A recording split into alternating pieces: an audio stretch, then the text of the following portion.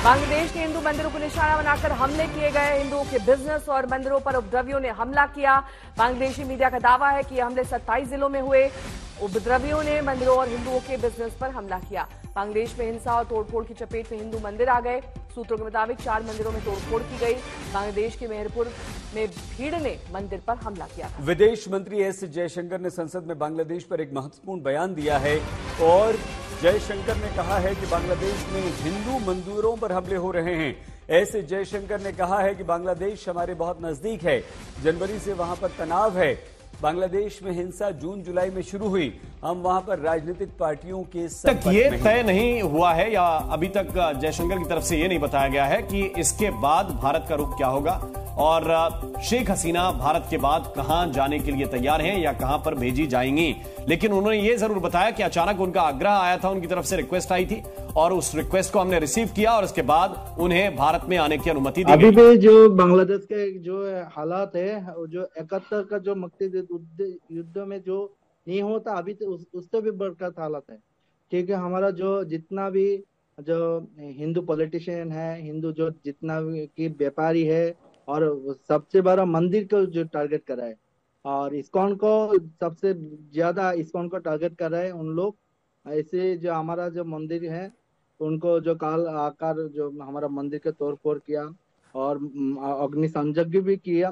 वो जो दोस्तों, जब से बांग्लादेश में तख्तापलट हुआ है और वहां पर प्रदर्शनकारियों ने जिस तरह से उपद्रव मचाया है, जिस तरह से वहां पर उन्होंने लॉ एंड ऑर्डर की धज्जियां उड़ा कर रख दी हैं, और क्या ही बात करें जब प्रधानमंत्री के आवास का इस तरह से उन्होंने इस्तेमाल किया और इस तरह से वहां की तस्वीरें वायरल हुई कि जिसे देखकर आज पूरी दुनिया इन पर थूक रही है और इनको उल्टा सीधा बोलने पर मजबूर हो चुके हैं, क्योंकि इन्होंने जो दिखाया है दृश्य वो सामान्य नहीं है। दोस्तों, ये आज के इस आधुनिक युग में इस टाइम पर इस तरह से किसी देश में होना कि जबकि वहां पर इलेक्टेड गवर्नमेंट बनी थी जो इलेक्शन जीत कर आई थी और उनके साथ में ऐसा होना, ये बहुत ही दर्दनाक वाकया बन जाता है। और अगर ऐसे ही हर देश में हर शहर में होने लगा तो सोचिए कि पूरे विश्व में किस तरह से शांति आएगी और पूरा माहौल कैसा बन जाएगा, ये सोचने की बात होगी। अब इसके बाद में उनका मन अभी भी नहीं भरा है इन प्रदर्शनकारियों का। इसके बाद में अब इन्होंने टारगेट पर अब उन हिंदू भाइयों को ले लिया है जो वहां पर अल्पसंख्यक हैं और वहां पर जो कम संख्या में हैं, और उनको इन्होंने टारगेट करना शुरू कर दिया है। क्योंकि इससे पहले आप देख ही रहे थे कि किस तरह से वहां पर एंटी इंडिया सेंटिमेंट को जगाया जा रहा था और लोगों को भारत के खिलाफ भड़काया जा रहा था, जिसमें पाकिस्तानी और चाइनीज की पूरी रणनीति थी कि वहां पर किसी तरह से इंडिया के खिलाफ जो है लोगों को भड़काया जाए। और उसमें अब कहीं ना कहीं विपक्ष और सभी लोग मिल चुके हैं और जो भी सत्ता के वहां पर लालची लोग हैं उन्होंने इस चीज को अपने एजेंडे में लिया और भड़काना शुरू किया लोगों को। अब इसके बाद में अब वहां पर हो क्या रहा है कि हिंदुओं को निशाना बनाया गया और उनके मंदिरों को तोड़ा गया, इस्कॉन मंदिर को तोड़ा गया। इसके बाद में जहां कहीं भी इनको हिंदू दिख रहे हैं उनके घर में घुसकर और जो भी कर पा रहे हैं लूटपाट। अब जब प्रधानमंत्री के घर का ये हाल है तो सोचिए वहां पर नॉर्मल लोगों का क्या हाल होगा। तो इस तरह से अब वो लोग टारगेट किलिंग पर आ चुके हैं और ये लोग टारगेट कर रहे हैं लगातार हिंदुओं को और जो भी अल्पसंख्यक हैं हिंदू के अलावा भी और भी सारे धर्मों को। ये लोग मतलब कि इन्होंने आखिर अपनी औकात दिखा ही दी कि किस तरह से ये आखिर हैं तो वही जिसको जिनसे पूरी दुनिया परेशान है वही लोग तो हैं। तो इन्होंने अपना रंग दिखाया और इन्होंने जो है हिंदुओं को टारगेट लेना शुरू कर दिया। उसके बाद में क्रिश्चियन को भी इन्होंने टारगेट पर ले रखा है और इस तरह से मंदिर और गुरुद्वारे और भी जो कुछ है वहाँ पर गिरजाघर भी सबको तोड़े फोड़े जा रहे हैं और सबको किनारे किया जा रहा है कि किसी तरह से इनको मिट्टी में मिलाया जाए और इनको बर्बाद किया जाए ताकि इनकी जो है पाकिस्तान जैसे हाल यहाँ पर भी हो जाए, बांग्लादेश में भी। क्योंकि बांग्लादेश में अभी तक जो हालात हैं हिंदुओं के वो ठीक ठाक थे, तो इसलिए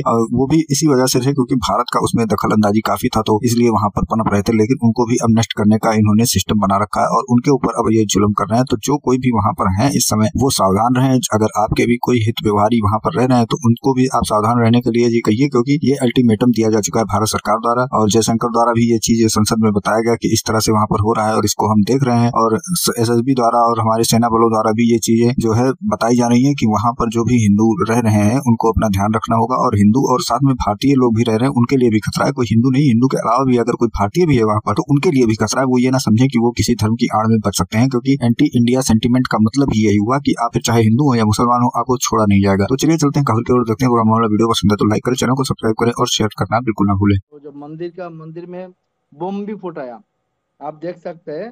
जो हमारा मंदिर का हालात है अभी बहुत हालात सुबह शाम बहुत जो उनको क्लीन किया, अभी भी इनको ठीक कर नहीं पाया। बांग्लादेश में हिंदुओं पर किस तरह जुल्म हो रहा है, इसकी एक तस्वीर हम आपको और दिखाते हैं। ये तस्वीरें लगातार बांग्लादेश से सामने आ रही है और ये बताने के लिए काफी है कि कैसे बांग्लादेश में हिंदुओं पर हमला हो रहा है। আমার বাবা একজন ব্যবসা করে, সে তার ব্যবসার প্রতিষ্ঠান, আমার ভাই একজন ডাক্তার, ছোট কাকার ছেলে, তার চেম্বারও আমাদের বাসার মধ্যে।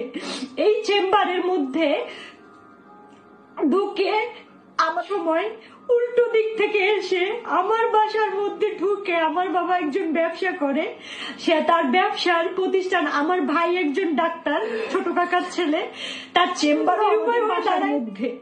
এই চেম্বারের মধ্যে ঢুকে আমাদের পুরো ভাইরা চুইরা কিচ্ছু রাখে না। This underlying foundation aggravated a student agitation that started in June this year.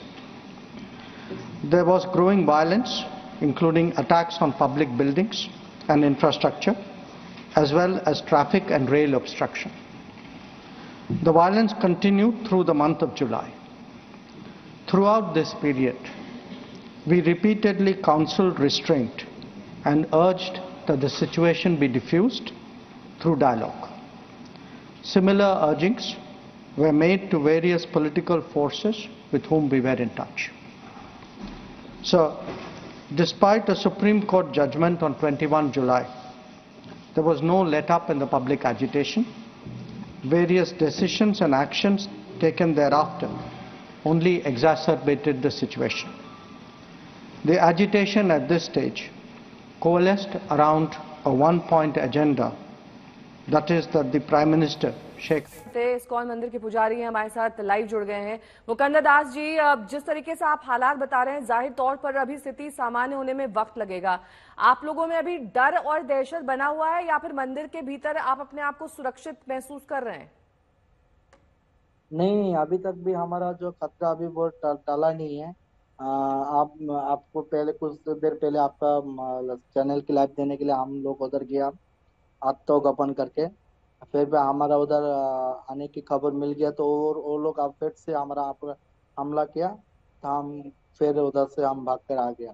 अभी मंदिर से हम लगभग 10 से 15 किलो कि इस वक्त बांग्लादेश के अंदर 1.5 करोड़ हिंदू भी मौजूद है। क्या ये जो सिविल नाफरमानी की तहरीक है, क्या ये मजहबी टच इख्तियार कर सकती है? क्या 1.5 करोड़ जो हिंदू बांग्लादेश के अंदर मौजूद है, क्या उनकी लाइफ को थ्रेट हो सकता है? इसके साथ साथ बांग्लादेश के अंदर बहुत ज्यादा इंडियंस भी मौजूद है, पाकिस्तानी भी मौजूद है, तो कहीं ना कहीं पर ये सवाल उठाए जा रहे हैं कि उन हिंदुओं का, क्योंकि जब भी बांग्लादेश के अंदर अनरेस्ट होता है, जब भी बांग्लादेश के अंदर कोई ऐसी तहरीरें चलती है, जैसे जमीयत इस्लामी की बात करें, जमात इस्लामी को भी शेख हसीना ने हालात के देखते हुए उनको थोड़ी देर के लिए सस्पेंड कर दिया था कि जमात इस्लामी जो है वो सियासत में हिस्सा नहीं लेगी इलेक्शन से पहले। लेकिन आज ये सवाल ये पैदा हो रहा है, जो बहुत बड़ा थ्रेट है, इंडिया और बांग्लादेश का बॉर्डर बहुत तवील एक दूसरे के साथ जो है लिंक करता है, और बीएसएफ ने भी आज वार्निंग जारी की है कि जो हिंदू हैं वो ख़ास तौर पे अपना ख्याल रखें, घरों से बाहर ना आ जाए। तो ये जो सिविल नाफरमानी की तहरीर है और आर्मी का टेक ओवर करना और शेख हसीना का मुल्क से फरार हो जाना, इसके अंदर हिंदू कितने ज़्यादा जो है सेफ है, ये उनको कितना ज़्यादा थ्रेट हो। একটা গ্লাস বলেন কিচ্ছু রাখে নাই, পিটাই ভাইয়া ফেলাইছে। বাবা যতটুকু পারছে ছবি তুলছে এবং বাবারে মারছে, বাবার গায়ে হাত দিছে। আর আমার ছোট কাকা তো পলাই আছে, আমার ছোট কাকাকে ওরা খুঁজতেছে।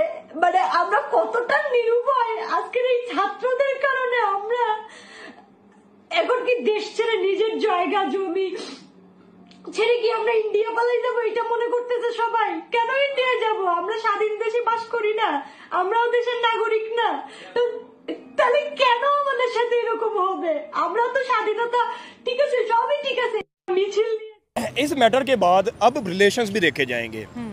आपने बात की हिंदुओं की, अब वहाँ जो बांग्लादेश है वहाँ पे मुस्लिम ज्यादा हैं, हिंदू भी हैं, और इसके अलावा और भी कम्युनिटीज होंगी जैसे माइनॉरिटीज की शक्ल में होती हैं, इसी तरह पाकिस्तान में भी हैं। तो वो तो इंडिया वाले तो ये देखेंगे ना कि अब हमारे लोगों का क्या बनेगा। अब जितना ये मैटर बांग्लादेश के लिए था उतना ये मैटर अब इंडिया के लिए बन गया। अच्छा हाँ, अब उनका न्यूज़ जो है वो ये फैला रहा है जी अपने लोगों को सेव करो। हो सकता है बहुत सारे इंडियंस भी वहाँ पे हों, को अपने बिजनेस के लिए, किसी ने को फैक्ट्री लगाई हो, कोई बिजनेस कर रहा हो।